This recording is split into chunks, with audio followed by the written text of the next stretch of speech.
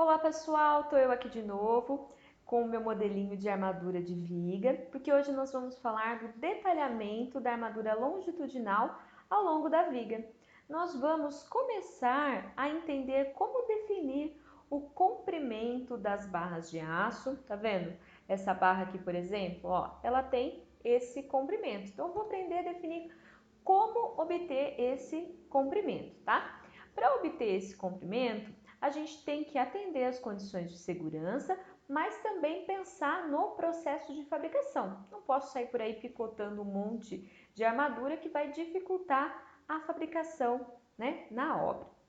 Então, esse assunto ele vai ser tema de alguns vídeos, tá? É um assunto um pouco longo, então nós vamos começar a ver isso nesse vídeo.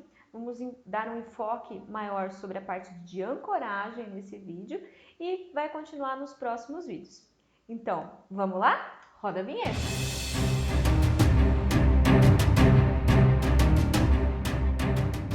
Como eu já mostrei para vocês em outros vídeos, essa armadura é referente a uma viga contínua, tá? Que tem dois apoios na extremidade e um apoio intermediário.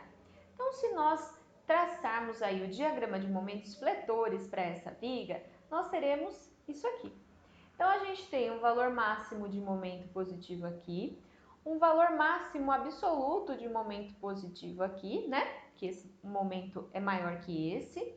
E temos um momento aqui de extremo também para o momento negativo, né? Então, essas são as seções mais solicitadas.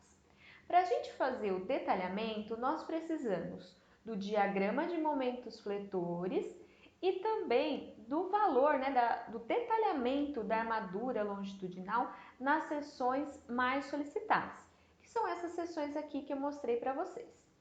A partir delas, nós vamos definir qual é o comprimento necessário para cada uma das barras. Bom, já falei isso no vídeo passado, mas vou repetir. Poderia surgir uma dúvida assim, eu tenho que calcular o valor de AS em centímetros quadrados para todas as seções das vigas? Bom, primeiro que teria uma primeira dificuldade, que seria definir o que são todas as seções, né? Porque eu tenho infinitas seções. E daria um trabalho monstruoso. Então, nós não vamos utilizar isso. Nós vamos utilizar a ideia do método gráfico, tá? Então, é isso que eu vou mostrar para vocês. Antes da gente ir para o caso mais complexo aí da viga contínua, vamos começar com essa viga aqui, ó, que é uma viguinha biapoiada. Nós conhecemos aí qual é o diagrama de momento fletor e conhecemos também como que é a distribuição das barras, né, na seção mais solicitada. Então, supondo que são necessárias 6 barras de diâmetro φ para absorver o momento máximo, né? Qual a armadura necessária em uma seção genérica S? Estou indicando aqui, ó, uma seção genérica S, né? Nessa seção genérica, está atuando um momento ms.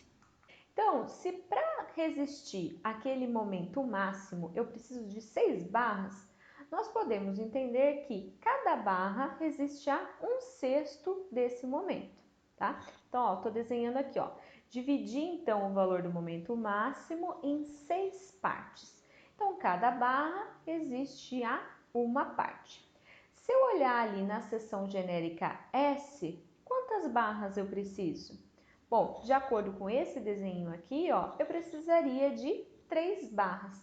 Então, eu posso tirar 3 barras de serviço a partir dessa seção. Bom, a relação entre o momento fletor e a armadura de aço, ela é dada por essa equação aqui, ó. Lembra que a gente calculou? Essa relação não é linear, como eu estou falando ali atrás. Cada barra resiste a 1/6 do momento.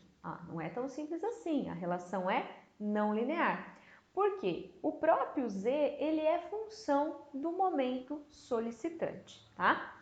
Entretanto, isso ia deixar o problema do detalhamento muito mais complicado. Então, nós vamos admitir que existe essa linearidade entre o momento fletor e a área de aço. A relação entre o momento fletor e a área de aço só pode ser tomada como linear quando eu fixar a referência no maior momento, né? No momento fletor maior. Bom, caso contrário, nós estaríamos indo contra a segurança. Vamos ver um exemplo? Olha aqui, ó, coloquei aqui um exemplo. Então, supondo que eu tenha aí BW igual a 20 centímetros, D igual a 45 centímetros, FCK igual a 20 MPa e aço CA50. Se eu calcular utilizando a equação, que é a verdadeira relação aí entre a área de aço e o momento solicitante, nós obteríamos para um valor de momento solicitante de cálculo de 50 kNm uma área AS de 8,3 cm². Agora, se eu pensar no momento solicitante de cálculo de 25 kNm, essa área seria AS igual a 3,8 cm².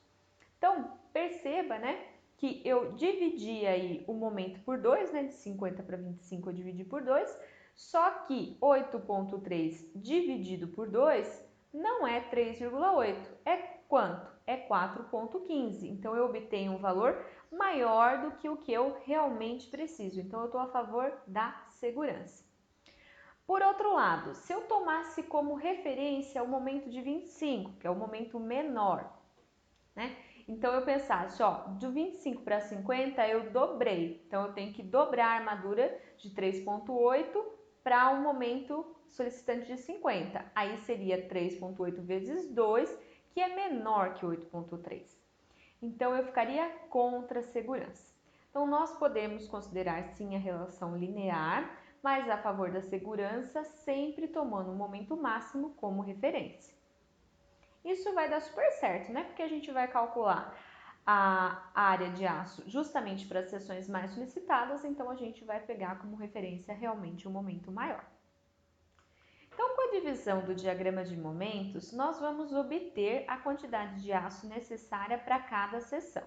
Então, nós vamos procurar graficamente a posição da seção na qual será preciso um certo número de barras e assim determinar o comprimento mínimo das barras. Bom, mas é um comprimento mínimo, porque eu ainda tenho a necessidade de transferir para o concreto as tensões que as barras estão submetidas, tá?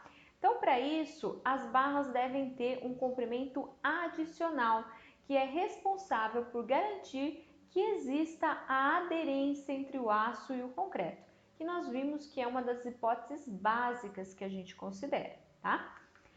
A transferência de tensões do aço para o concreto recebe o nome de ancoragem. Assim, esse comprimento adicional necessário, ele vai receber o nome de comprimento de ancoragem, tá? E esse comprimento de ancoragem, ele deve ser suficiente para garantir que não haja deslizamento ou deslocamento da barra em relação ao concreto, tá?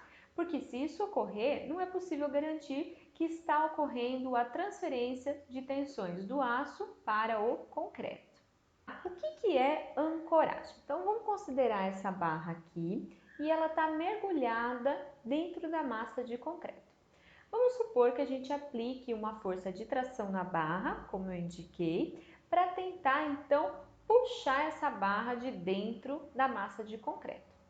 Se o comprimento mergulhado for pequeno, a barra vai ser extraída do concreto por tração. Então, vou realmente arrancar a barra.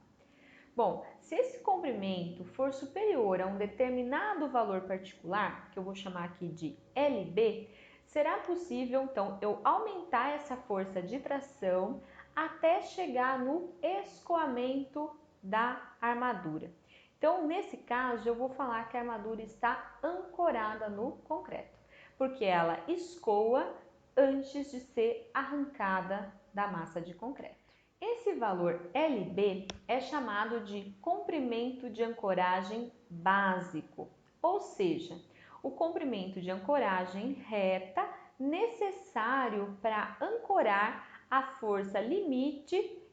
Bom, para promover a ancoragem da armadura, são mobilizadas tensões na interface dos materiais. São as chamadas tensões de aderência. Na aula anterior, lá no vídeo do comecinho que eu falei sobre comportamento conjunto, né? nós falamos sobre o comportamento dessas tensões. Não lembra? Volta lá no vídeo para ver, vou deixar um tagzinho aqui indicando qual que é o vídeo que fala sobre isso, tá? Então, vale lembrar que é por meio desse mecanismo que a força de tração aplicada à barra de aço é transferida ao concreto que a envolve. E assim promove a capacidade do elemento de resistir às tensões oriundas dessas forças, tá bom? Como nós vimos na aula sobre comportamento conjunto, as tensões de aderência não são uniformemente distribuídas ao longo do comprimento da barra. Mas agora, na parte de dimensionamento, para o cálculo do comprimento de ancoragem básico, nós vamos utilizar um valor constante, o valor de resistência de aderência de cálculo, chamado de FBD, tá? FBD é dado por essa equação aqui, ó. FBD é igual a N1 vezes N2 vezes N3 vezes FCTD. Então, o que significa cada uma dessas coisas? Ó, o valor de N1 é referente à influência da rugosidade da barra. Nós vimos que isso é um fator que interfere na aderência, né?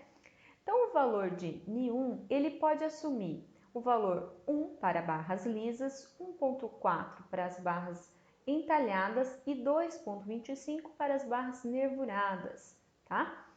No caso do CA50, nós temos aí barras nervuradas. Nós vamos usar o N1 igual a 2,25. O N2, ele se refere à influência da posição da barra. Então, ele pode valer 1 quando eu estiver numa situação de boa aderência e ele vale 0,7 quando eu estiver numa situação de má aderência. Finalmente, o N3, ele leva em consideração o diâmetro da barra e ele assume o valor igual a 1 para diâmetros menores que 32 milímetros e para diâmetros maiores que 32 milímetros, ele é função do próprio diâmetro da barra, tá? Então, N3 nesses casos é igual a 132 menos o diâmetro da barra dividido por 100. Bom, com relação às situações de boa e má aderência, a NBR 618 considera em boa situação de aderência as barras que estejam em posição horizontal ou com inclinação menor que 45, desde que, se eu tiver um elemento com menos de 60 centímetros de altura, essas barras estejam localizadas no máximo a 30 centímetros acima da face inferior do elemento. Desse jeito aqui, tá vendo? Então, a parte superior aí tem má aderência e a parte inferior, a partir da face inferior até 30 centímetros, eu tenho boa aderência. Bom, se eu tiver elementos com altura maior que 60 centímetros, a NBR 618 considera que as barras que estão em boa situação de aderência estão localizadas no mínimo a 30 centímetros abaixo da face superior do elemento. Então, fica desse jeito, ó. Parte de cima é má aderência, parte de baixo é boa aderência. Mas qual que é o pedacinho de má aderência? É o pedacinho que tem da face superior até 30 centímetros, tá? Bom, agora com relação às barras que estejam com inclinação maior que 45 graus em relação horizontal. Essas são consideradas em boa situação quanto à aderência. Então, verificando, né, se a barra está em situação de boa ou má aderência, nós conseguimos definir o valor de N2 e aí, conhecendo N1, N2 e N3 e também FCTD, eu defino o valor da resistência de aderência de cálculo. Conhecendo isso, nós vamos agora para o cálculo do comprimento de ancoragem básico, LB, né? Então, nós entendemos que o comprimento de ancoragem básico é o comprimento reto necessário para ancorar a força limite, Ft, igual a AS vezes FYD, admitindo resistência de aderência uniforme igual a FBD ao longo desse comprimento. Então, eu tenho esse esqueminha aqui, ó. Então, nesse esqueminha, eu tenho uma barra mergulhada na massa de concreto, que está submetido a uma força de tração igual a área de aço vezes a tensão de limite de escoamento, tá? Para equilibrar, surgem aí tensões de aderência, que eu estou chamando aí de FBD, tá? Essa distribuição tem um valor constante. Então, fazendo equilíbrio de forças, eu tenho que igualar a força FT à força gerada pelas tensões de aderência. Como que eu obtenho o valor da força gerada pelas tensões de aderência? Eu vou pegar a área onde essa tensão está atuando e multiplicar pelo valor da tensão. Então, vai ficar LB vezes π vezes o diâmetro da barra vezes o valor de FBD. Isso é igual a AS vezes FYD. Então, aqui está o equilíbrio de forças. Quem é AS? AS é a área da barra de aço. A área nada mais é do que π vezes o diâmetro ao quadrado dividido por 4. Então, substituindo isso lá na equação e isolando o valor de LB, eu chego no valor de LB igual a π vezes FYD dividido por 4FBD. Muitas vezes, quando nós fazemos o detalhamento, né, da armadura, então substituir ali a área de aço por um número de barras, eu chego num valor de área efetiva de armadura maior que o valor de área calculado. Caso ocorra isso, né, de a área efetiva da armadura ser maior que a área calculada, a tensão nas barras diminui e, portanto, o comprimento de ancoragem pode ser reduzido na mesma proporção. Se tiver também ganchos nas extremidades das barras, isso também vai promover uma redução no comprimento de ancoragem. Então, nós vamos calcular, como está indicado aqui, ó, LB necessário, como sendo igual a alfa1, que multiplica LB, que multiplica a relação entre AS calculado e AS efetivo, sempre garantindo que esse valor é maior que o valor de LB mínimo, tá? Bom, quem que é esse alfa1? O alfa1 leva em consideração se existe gancho ou não, tá? Então, ele vale 1 para as barras sem gancho e vale 0,7 para as barras tracionadas com gancho, com comprimento maior ou igual a 3φ, no plano normal ao do gancho. Bom, e quem é LB mínimo? LB mínimo é o maior valor entre 0,3 vezes LB, 10φ e 100 milímetros. Então, vamos falar um pouco das prescrições normativas da NBR 6118 de 2014.